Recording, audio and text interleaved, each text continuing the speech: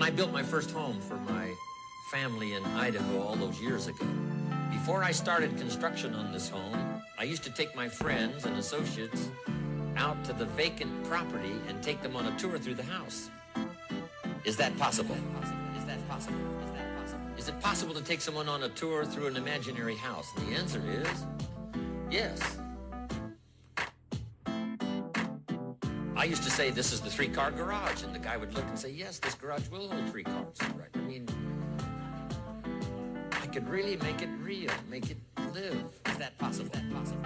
I would take them on a tour through the house. Here's the fireplace, and this fireplace is brick on one side and it's stone on the other side. Is that possible? Is that possible? I could make it real. Here's the rest of the house. Here's the kitchen with this view window. And they would look out the window. How so real, how so real. As I took them on this tour. One day I made this house so real, one of my friends bumped his elbow on the fireplace. I mean, it was that possible. It was that real. So imagination, we call it nothing simply because nothing in terms of being tangible. But it is so real, it's almost real. Is that possible? Is that possible? Imagination. It was that real. So real, it's almost real. It's almost real. Imagination. Imagination,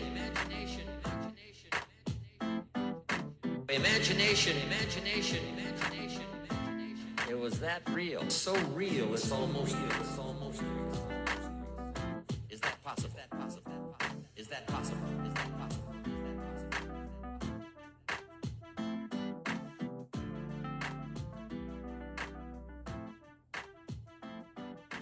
Imagination.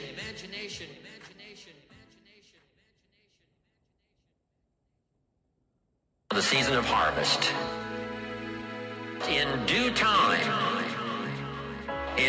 time, and for those who have obeyed this extraordinary law that says life was not designed to give you what you need.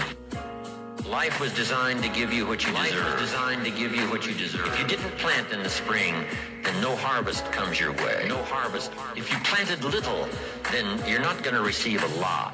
No harvest. And here's the key now for the harvest. Number 1, whatever it is, offer no complaint and no apology. No apology, no complaint. If it's a fantastic harvest, you offer no apology. If it's not much, you offer no complaint. That's the highest of maturity. No apology, no complaint.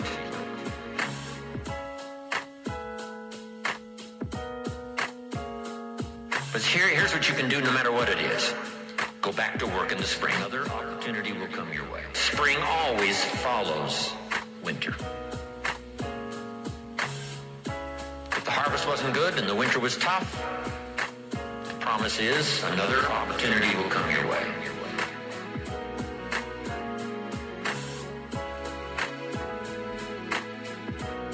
Now, here's one more point now on the harvest. Here it is. Do wise things with your harvest. Build your financial security for you and your family on the rock and not on the sand. Life was designed to give you what you deserve. Life was designed to give you what you deserve. If you didn't plant in the spring, then no harvest comes your way. No harvest. If you planted little, then you're not going to receive a lot. No harvest. The harvest wasn't good and the winter was tough. The promise is another opportunity will come your way. Here it is. Do wise things with your harvest. There's so many things now you can do about gathering resources and wisely investing them so that you and your family are secure. Do wise things with your harvest. Here's one thing to strive to become early in your life and career: financially independent, so that nobody or nothing has a claim on your assets. Accomplish that as quickly as you can. Life was designed to give you what you deserve.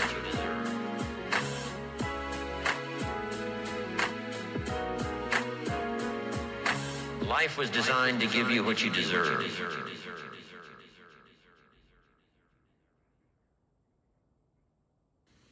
Imagine the possibilities. Imagine. So the first step is to imagine the possibilities.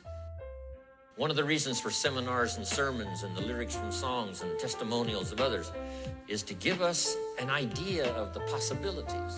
Imagine the possibilities. Now here's the second step of turning nothing into something.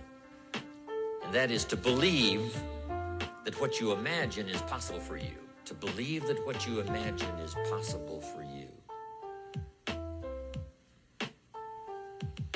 And we become supported by testimonials that say something like, if I can do it, you can do it. And we start believing that. Imagine the possibilities. Imagine. First, we imagine what's possible. Second, we start to believe that what's possible is possible for us. We might also believe because of our own testimonial. Here's what our testimonial might say. If I did it once, I could do it again. If it happened for me before, it could very well happen again. So we believe not only the testimonials of others who say, if I can do it, you can do it. If I can change, you can change. If I can start with nothing, you can start with nothing.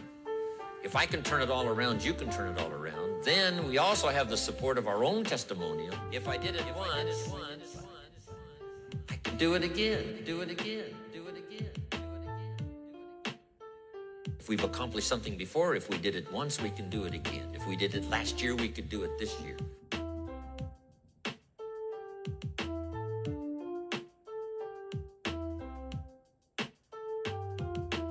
So those two things are very powerful. Now, they're not actual substance, although they're very close. Very powerful. One is to imagine the possibilities. Imagine. Two is to imagine that what's possible is possible for you. If I can do it, you can do it. If I can change, you can change. If I can start with nothing, you can start with nothing. If I can turn it all around, you can turn it all around. What you imagine is possible for you.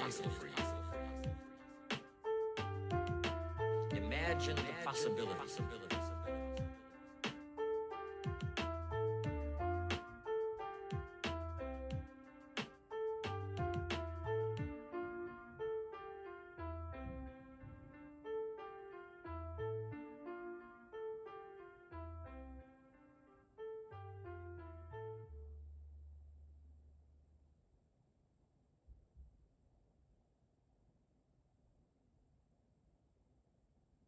Here's what we call that second step, faith to believe.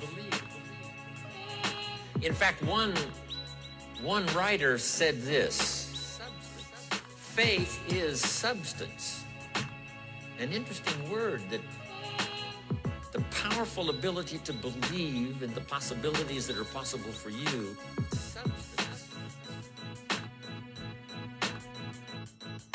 If you have faith to believe, that faith is substance.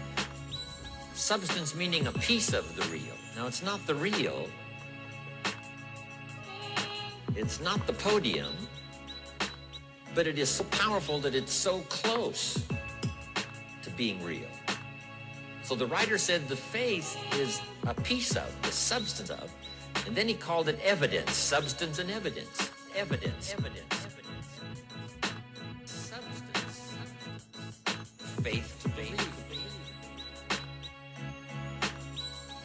So it's difficult to call substance and evidence nothing. It is nothing in the sense that it can't be seen with the inner eye. You can't get a hold of it because it isn't yet tangible. But it is possible to turn nothing, especially ideas and imagination. Now, if you believe that it's possible for you, that substance and evidence becomes so powerful that it now can be turned into reality. Evidence. Faith to believe.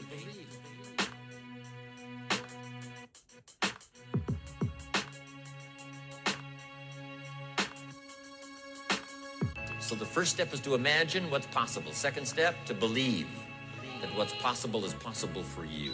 Now here's the third step, and that is to go to work and make it real. Go to work and make it real.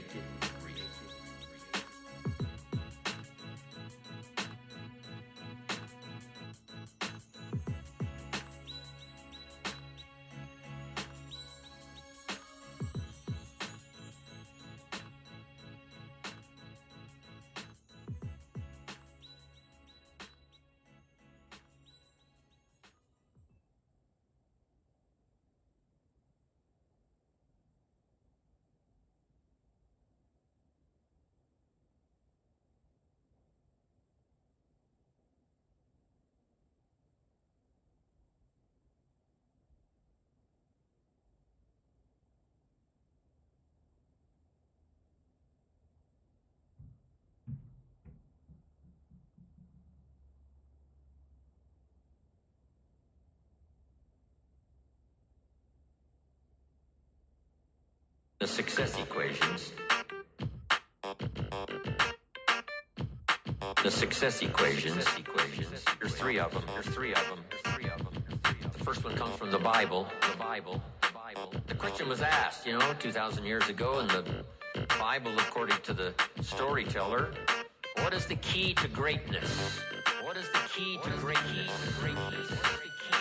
What's the key to self-esteem? What's the key to self-esteem?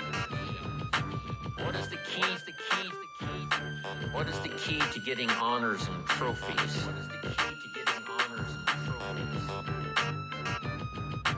To put on the mantle above the fireplace. What is the key? What is the key to receiving great respect? What is the key to receiving great respect? What is the key? What is the key to wealth and abundance? What is the key to wealth? What is the key to greatness? To self-esteem, honors and trophies, great respect, wealth and abundance. What is the key? What is the key? What is the key? What is the key to all of that? An extraordinary life.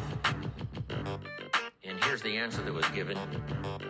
According to the storyteller, the answer was, find a way to serve many people. Find a way to serve many people. Find the ways and means. Start rendering service. The more you serve, the greater your fortune. Find a way to serve. Service to many leads to greatness. Find a way to serve.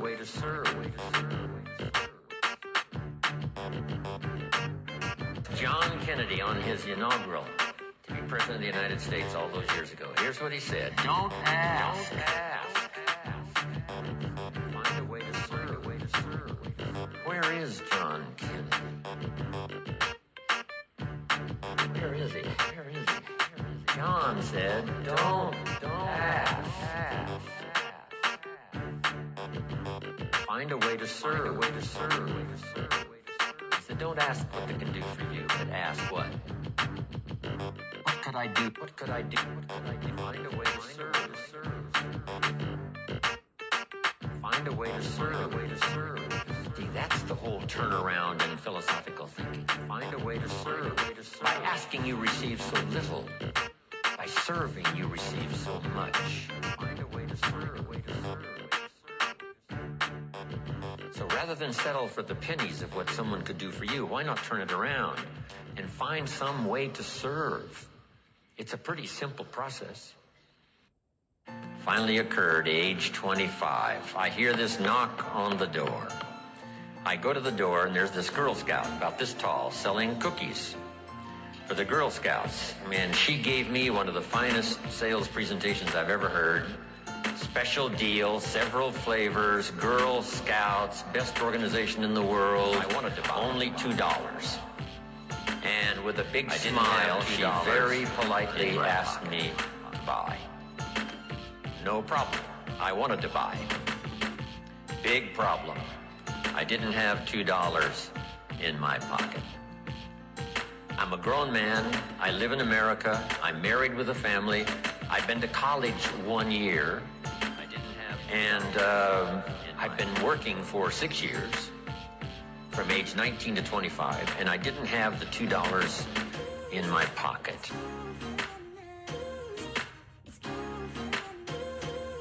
And I didn't want to tell her that. That seemed too embarrassing. So I did what I thought was next best. I lied to her.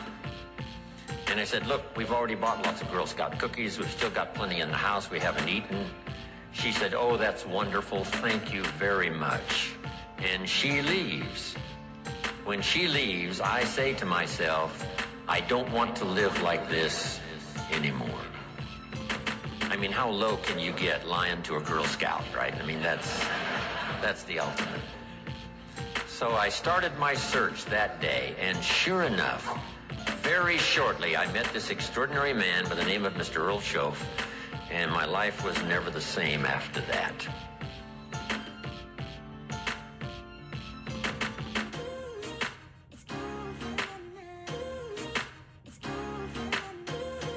Chris mentioned ideas, and that's where this whole flow of unique ideas started for me, age 25. I had the opportunity to go to work for this extraordinary man. I worked for him for 5 years. Then, unfortunately, he died, age 49. But the things he taught me during that 5 years transformed my economic life especially. But my personal life, my leadership chances, all of that came from that unique experience.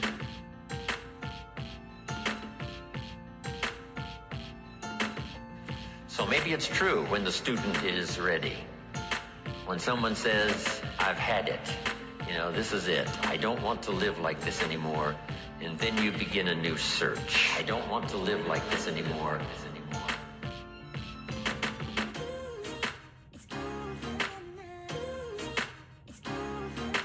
And then you begin a new search.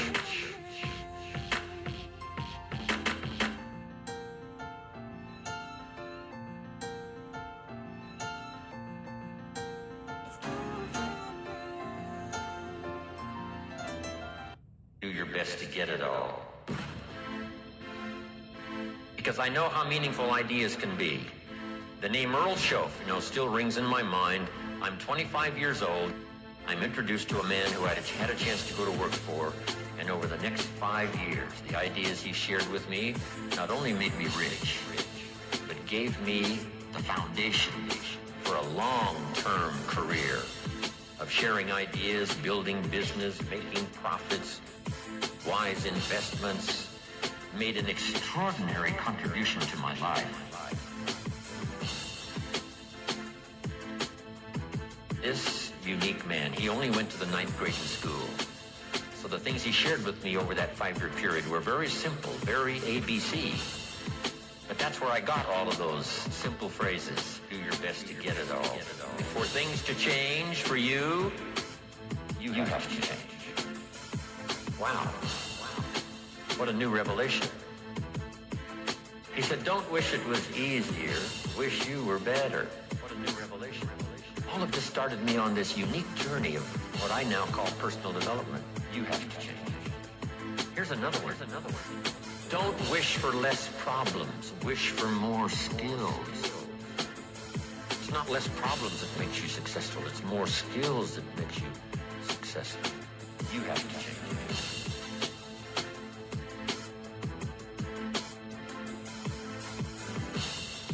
I tried to convince him by showing him my paycheck that I wasn't doing well, and I blamed it on the company. And I said, this is all the company pays. He said, no, that's all the company pays you. I thought, well, that's a new way to look at it. He says, doesn't the company pay some people 3, 4, 5 times this amount? And I said, well, yes. He says, well, then this is not all the company pays. This is all you get. You have to change. Until you requalify, accelerate your qualification for the bigger numbers. See, that was all great revelation to me. You have to change. I tried to convince him that things cost too much. He said, no, you can't afford them. You have to change. All of these were new ways of looking at things. Unbelievable. And so I started listening to all this stuff because I know how meaningful ideas can be. You have to change. You have to change.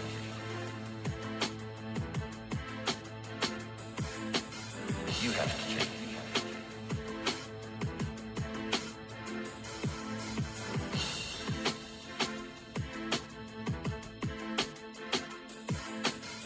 You have to change. Because I know how meaningful ideas can be.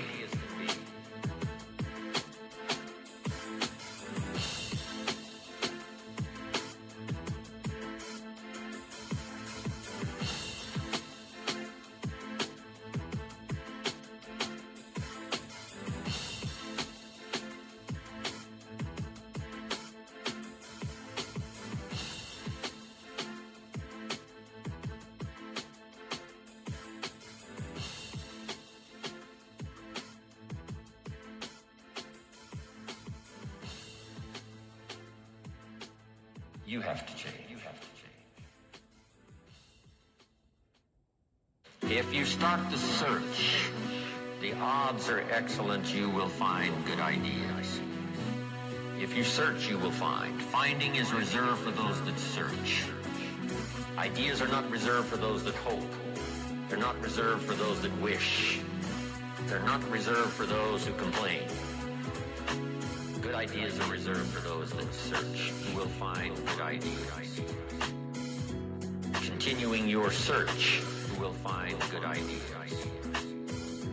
A harvest of good ideas. For your business, for your life, for your marriage, for your friendships, for your economic future, and, for all of the rest.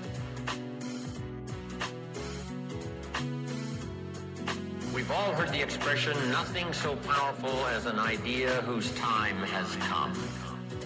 How very true. You will find good ideas. It's incredible when an idea finally comes and the time is right. What can happen? What can happen? Incredible. Ideas, when an idea and its time is ready, it can be incredible. Incredible. Nothing so powerful as an idea that comes at the right time. And hopefully today, this would be a good time for you. Maybe you've got 3 numbers of the lock that needs 4 numbers. And you've already got 3 already dialed in from, the sermons you've heard and the lyrics of the songs you've listened to and personal conversations and meetings and trainings and seminars and books you've read, all of that, right? You've got the 3 numbers. And just maybe, the lyrics of the songs you've listened to could well be that 4th number for you that you've been looking for. And the lock will open and the door will open. And there could be some real, new, accelerated opportunity for you over the next few years of your life.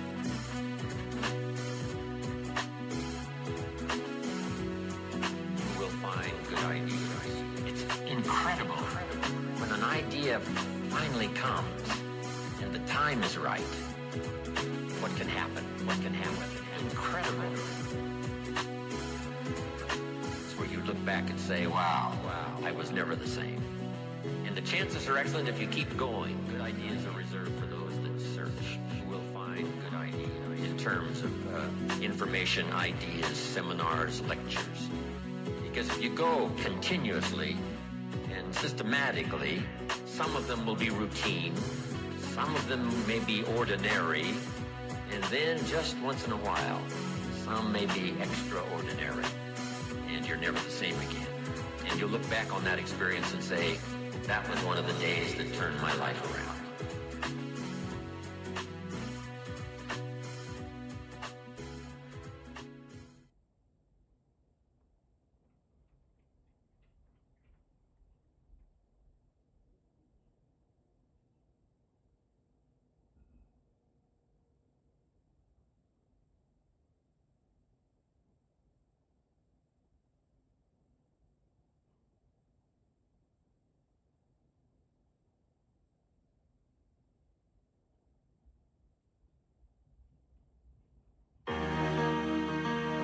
In the journey of personal development, one of the first things to learn is the lesson of the seasons. Lesson of the seasons. Lesson of the seasons. The lesson of the seasons. Life and business is like the changing seasons. Live a more extraordinary life. best ways to illustrate what's happening in your business, what's happening in your life, is this illustration of the changing seasons. Frank Sinatra used to sing, life is like the seasons. Like the seasons. Like the seasons. You cannot change the seasons. One of the things to, come to grips with is what you can change and what you cannot change. You cannot change the seasons. You can change yourself. You cannot change the seasons, but you can change yourself.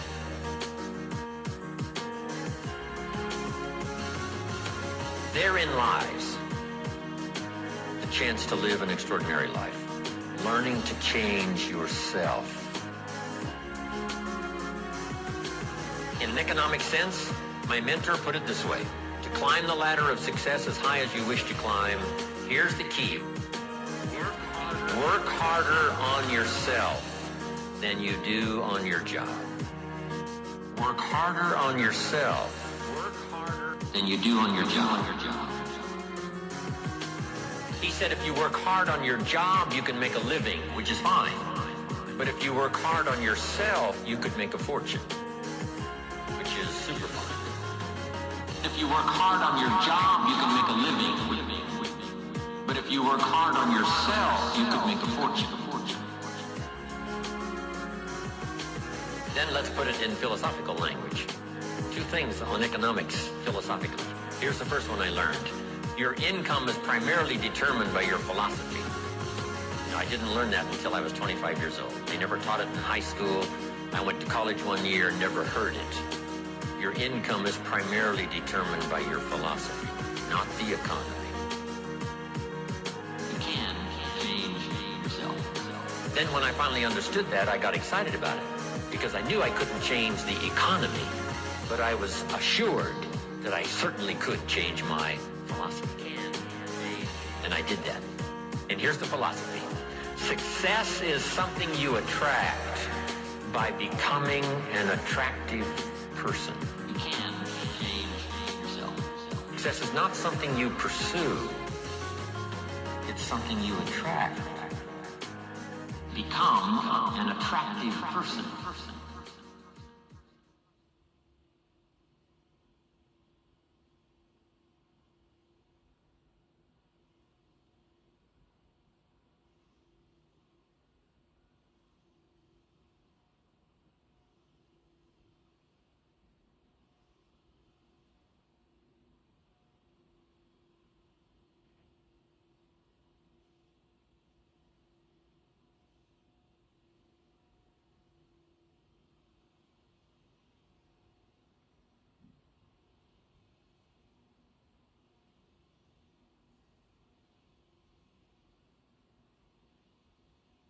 I hope you find here an incredible collection of good ideas, plus inspiration.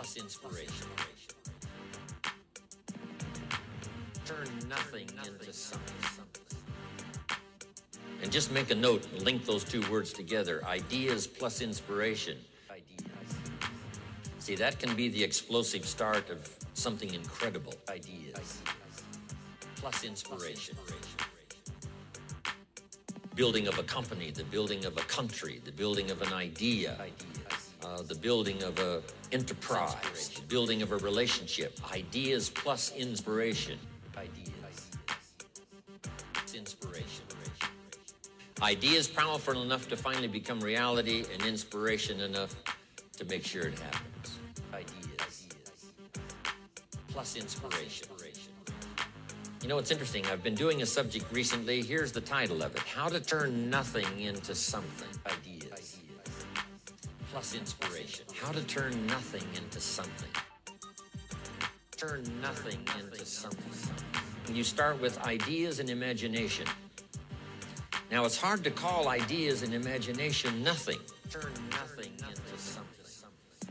How tangible are ideas and imagination? It's a bit of a mystery.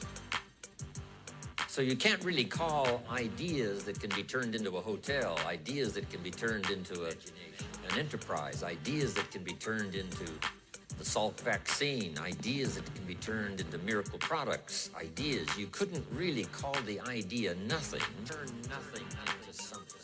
It must have some kind of substance, imagination. And imagination can't really be nothing. We call it nothing because it isn't like tangible. It isn't like a podium.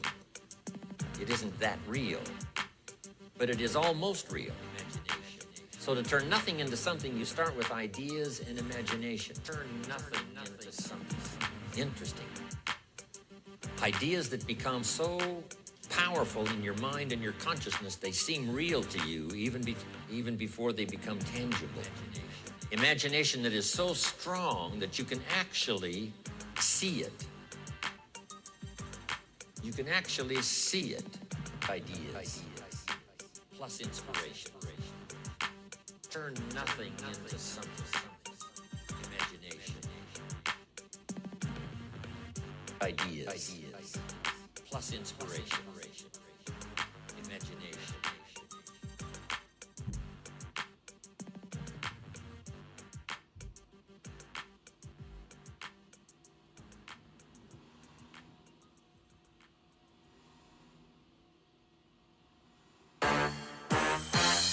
One of the greatest illustrations of life is in the third season, called the season of summer. And here it is in simple capsule form. In the summer, you must do two major things. Here they are for your notes. Number one, nourish and give life like a mother. Nourish and give life like a mother. Next, protect and defend like a father. This is called the work of summer. Give life like a mother. Take life like a father. Love like a mother. Hate like a father.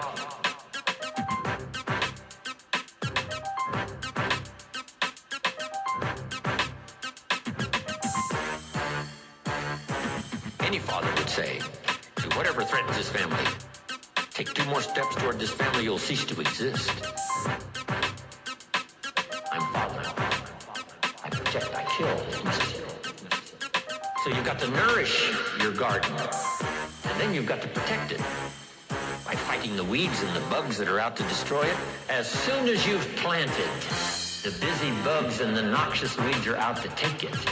Now put this line in your notes, and they will take it unless you are extremely father-like and vigorous. You have to develop a hatred for evil. The old prophet said, love good and hate evil, because those twin forces are at work always.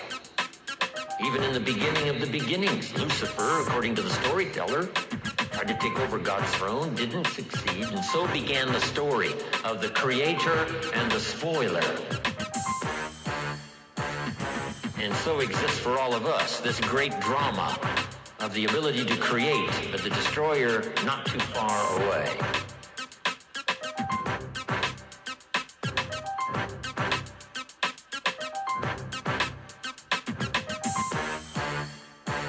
Nourish and give life like a mother. Protect and defend like a father. This is called the work of summer. Give life like a mother. Take life like a father. Love like a mother. Hate like a father.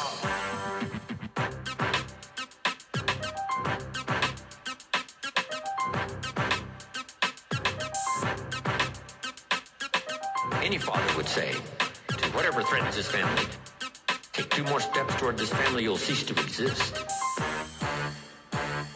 I'm father. I protect, I kill if necessary.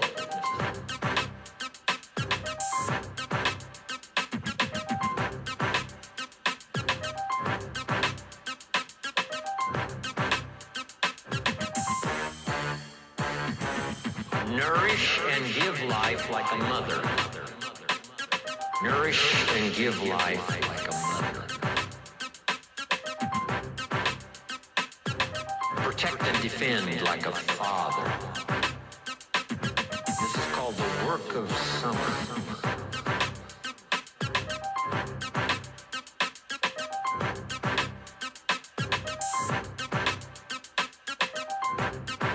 The work of summer.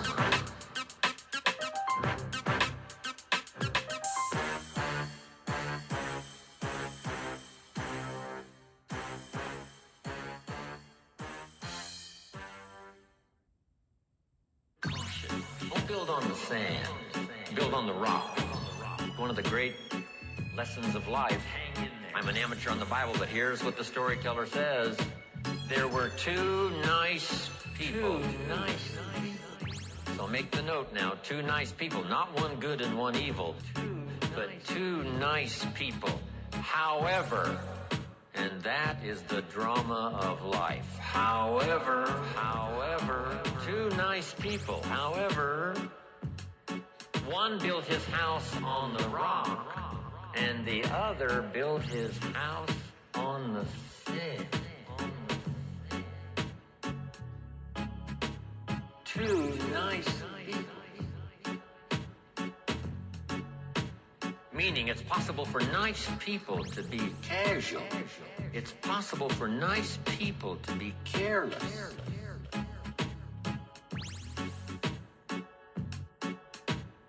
And sometimes you can be careless and lose your life. Not evil, just careless.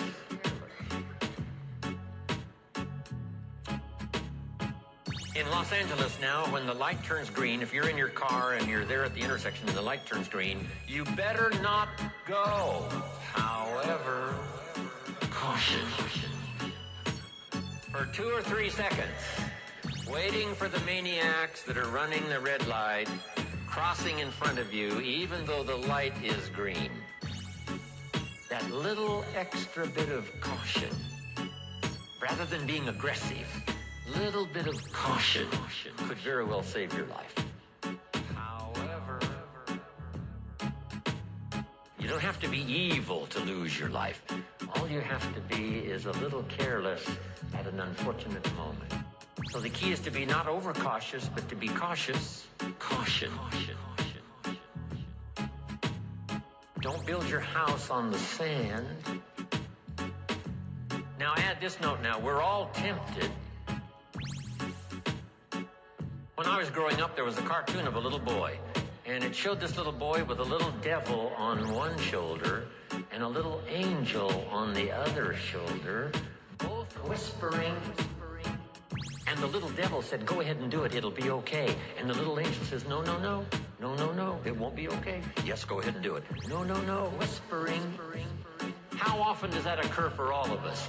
Every day. Caution. Go through the red light, it'll be okay. We must beware, caution, okay? Not to be careless, not to be casual, caution, and build your house on the sand. The same is true with your health. Don't build on the sand. The same is true with your career. Don't build on the sand. The same is true of being in business. Don't build on the sand. Build on the rock. Because even nice people can make careless decisions, casual decisions that accumulate over a period of time. Caution. Don't build on the sand. Build on the rock.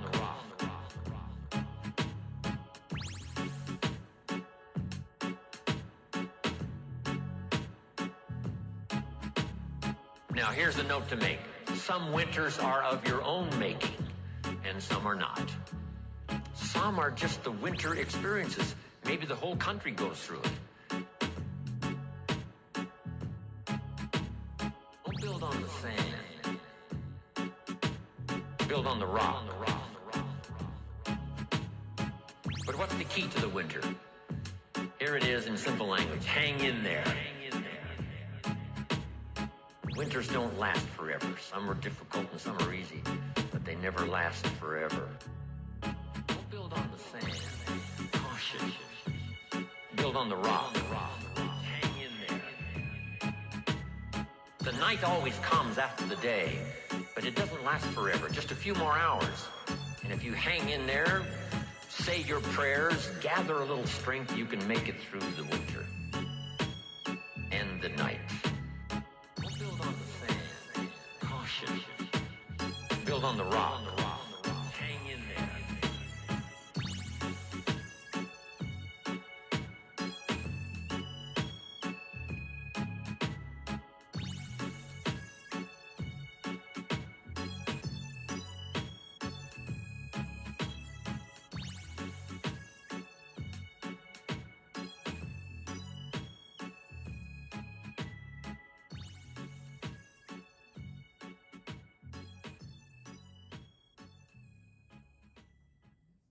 Here's what I say, and this is good philosophy. It seems like opposites are in conflict and we are in the middle. Evil on one side, good on the other side. Illness on one side, good health on the other side. Darkness on one side, light on the other side. And they're in conflict. They're in conflict. They're in conflict.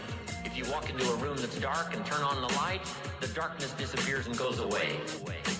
How far away does it go? Not very far.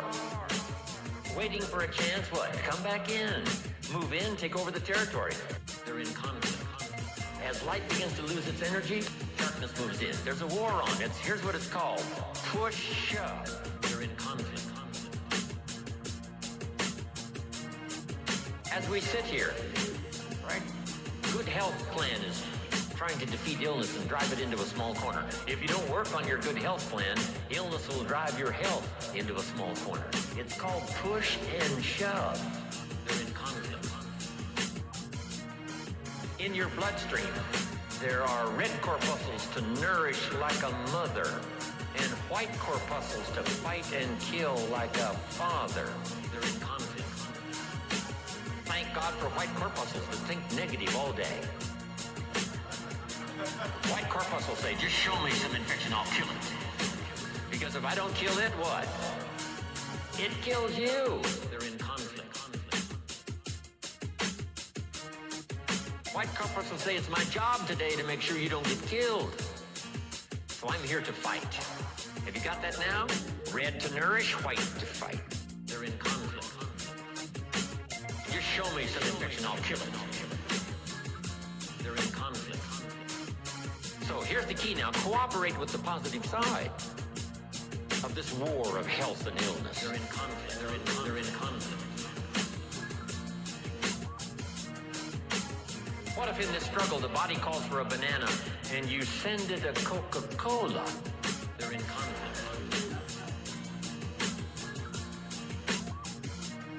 And now the body has the right to say what? Whose side are you on? I'm working day and night to drive illness into a small corner and keep you healthy, and you keep sending me the wrong stuff. They're in conflict. Come on, just a little cooperation here, and we can win this game. They're in conflict. But see, if you don't do your push-ups, and what was that little voice in my hotel room this morning that said to me, Jim Rohn, you don't have to do your exercises this morning. You're running a little late, and this little creature on this shoulder almost talked me into it.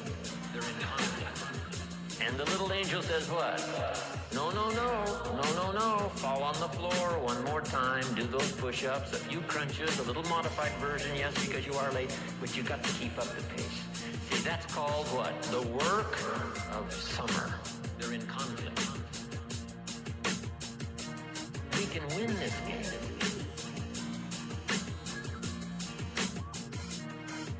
Because it's also possible to love like a father and hate like a mother, just so you get the job done. And if it's a single parent, right, you got to do both the work of father and mother. Extraordinary. We can win this game. They're in conflict. We can win this game. They're in conflict. We can win this game.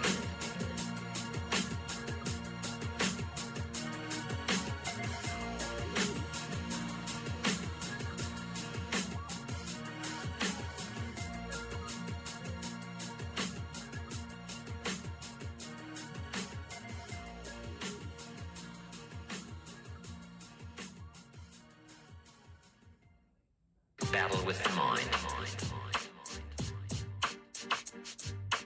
Battle with the mind. Battle with the mind. That's the game of life.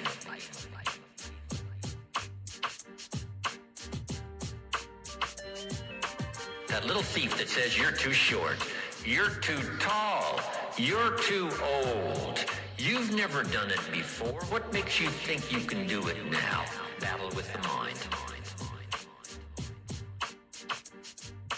Battle with the mind. What makes you think you can do it now? Nobody in your family has ever done it. Battle with the mind. In fact, if you start, they'll all make fun of you. What makes you think you can do it now? It's called the thief in the mind that steals the dream and steals the promise, makes you less effective than you should be. Here's what you must do. Battle with the mind. Battle with the mind. Battle with the mind. Now, what's the purpose of all of this opposites in conflict? Here's what I think it is: to create high drama. God wishing it to continue on earth as it did in heaven. I guess that's the best conclusion I've come to. Battle with the mind. Battle with the mind. That's the game of life.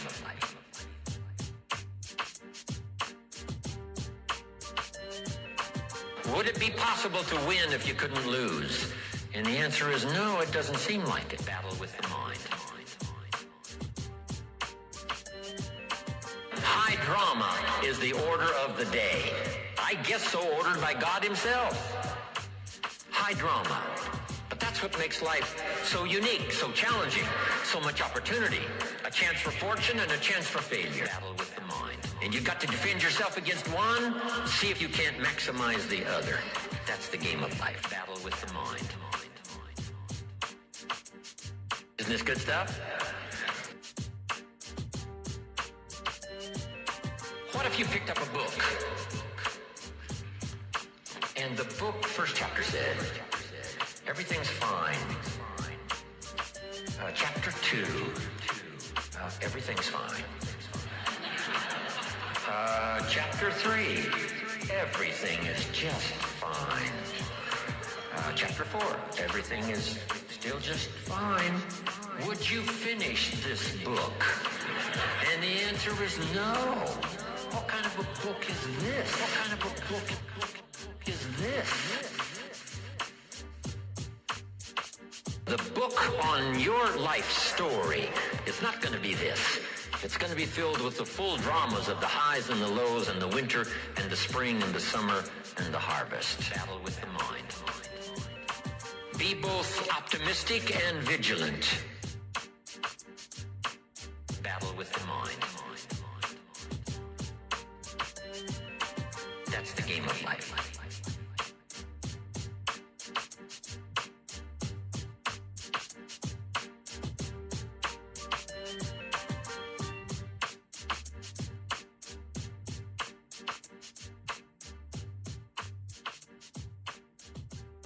That's the game of life. The game of life.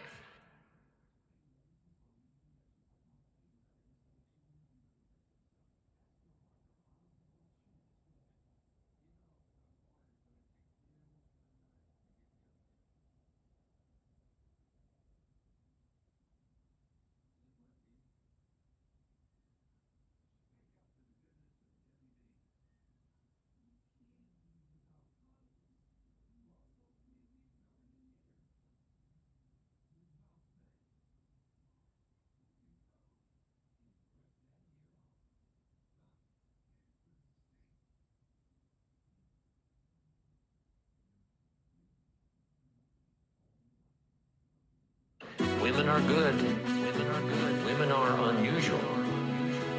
They have this antenna that picks up all the stuff, especially danger.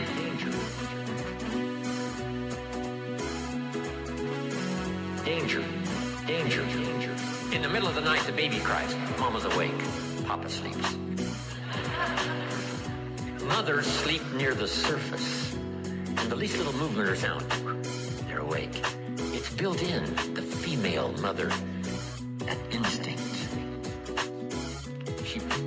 says to her husband, go look, something isn't right, you know, downstairs. He says, no, everything's fine. She says, go look. He says, okay. He gets up in the middle of the night, stumbles downstairs, and the front door is open. Instinct. How did she know? They just know. I don't know how they know. They've got this instinct, especially for danger. Instinct. Interesting story in the Bible. It says there are sheep and there are shepherds and there are wolves. Fairly ordinary story. Shepherds and wolves and sheep. But that's not the end of the story. To illustrate a point, the storyteller says, there are also some wolves that have learned to dress up like sheep. Danger. Now you need a woman. Instinct. Man says, looks like a sheep, talks like a sheep. Woman says, ain't no sheep. That's instinct. Have you got this now? The work of summer. Here's what it's called. High drama. Nourishing and protecting. Nourishing with one hand and protecting with the other hand.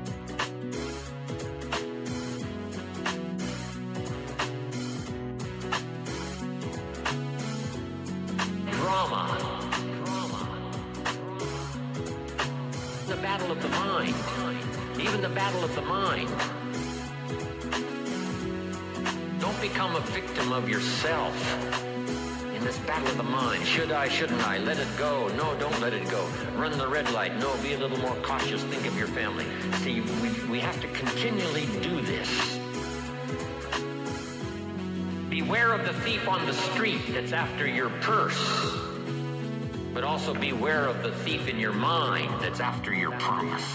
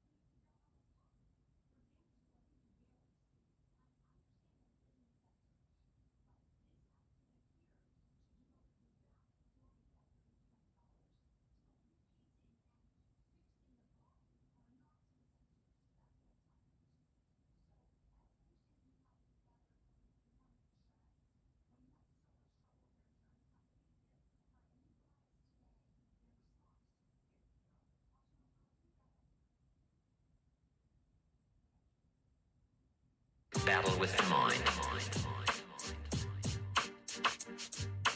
Battle with the mind. Battle with the mind. That's the game of life.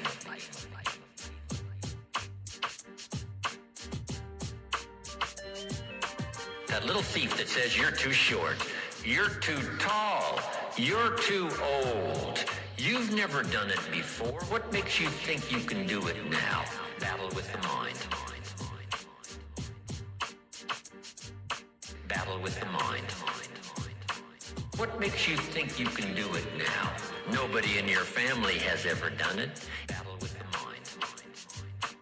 In fact, if you start, they'll all make fun of you. What makes you think you can do it now? It's called the thief in the mind that steals the dream and steals the promise.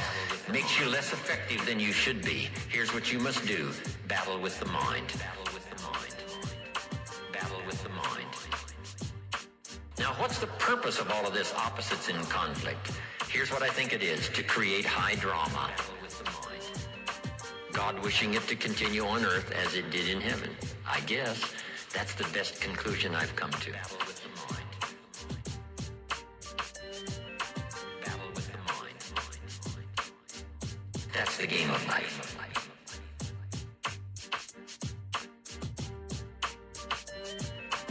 Would it be possible to win if you couldn't lose? And the answer is no, it doesn't seem like it. Battle with the mind. High drama is the order of the day. I guess so ordered by God himself. High drama. But that's what makes life so unique, so challenging, so much opportunity. A chance for fortune and a chance for failure. Battle with the mind. And you've got to defend yourself against one, see if you can't maximize the other. That's the game of life. Battle with the mind. Isn't this good stuff? What if you picked up a book? And the book, first chapter said, everything's fine. Chapter 2, everything's fine. Chapter 3, everything is just fine. Chapter 4, everything is still just fine. Would you finish this book? And the answer is no. What kind of a book is this? What kind of a book is this? The book on your life story is not going to be this. It's going to be filled with the full dramas of the highs and the lows and the winter and the spring and the summer and the harvest. Battle with the mind. Be both optimistic and vigilant. Battle with the mind. That's the game of life.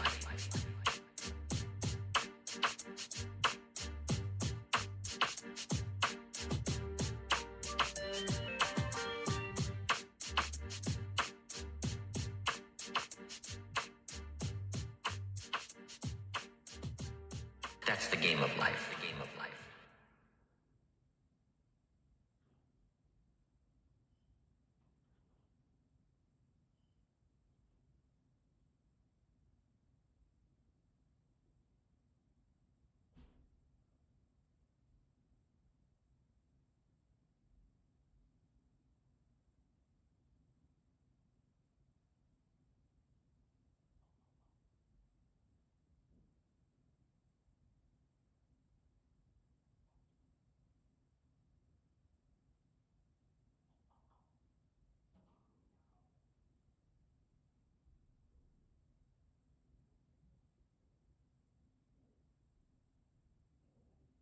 Jot these notes down now.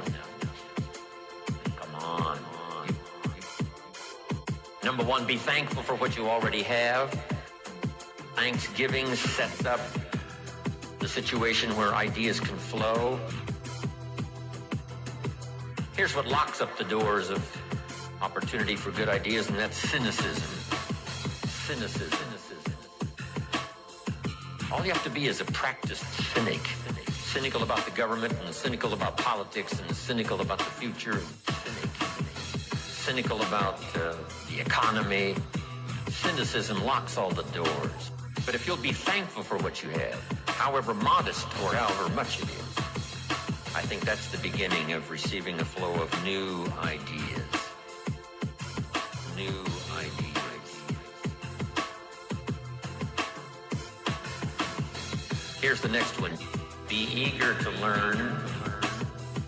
There's already some extraordinary success stories in this room. If we knew how successful, we would give you the podium. I would be happy to take notes. No matter how successful you are, be willing to learn some more. Be eager to learn. Be in the Millionaires Club, invite a billionaire once in a while, come talk to us. And he says, well, you guys are doing okay, but how about stepping up, right? How about multiplying by 2, by 3, by 5, by 10? Come on, you've just gotten started. So no matter how well you're doing, we could all use another idea. Come on. a couple of other things that linked together with what you already know could give you a whole new burst of productivity and extraordinary lifestyle. Come on. You have to do what we call some tough listening.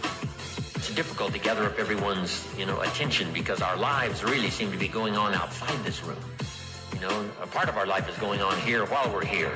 But some of us, our kids are out there and our business is out there and our career is out there and our job is out there and everything is out there. Sometimes it's difficult. Do your best to get it all. Because I know how meaningful ideas can be. The name Earl Shope, still rings in my mind. I'm 25 years old. I'm introduced to a man who I had a chance to go to work for. And over the next 5 years, the ideas he shared with me not only made me rich, but gave me the foundation for a long-term career, sharing ideas, building business, making profits, wise investments, made an extraordinary contribution to my life. This unique man, he only went to the 9th grade in school.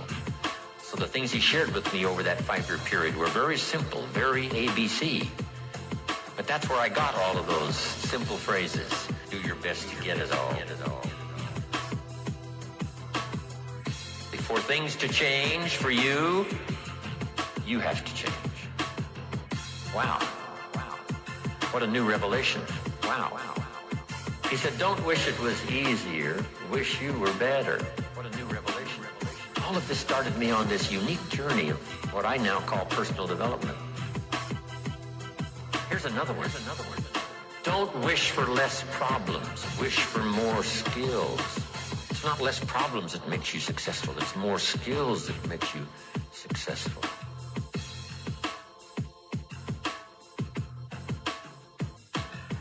All of these were new ways of looking at things. Unbelievable. And so I started listening to all this stuff. Unbelievable.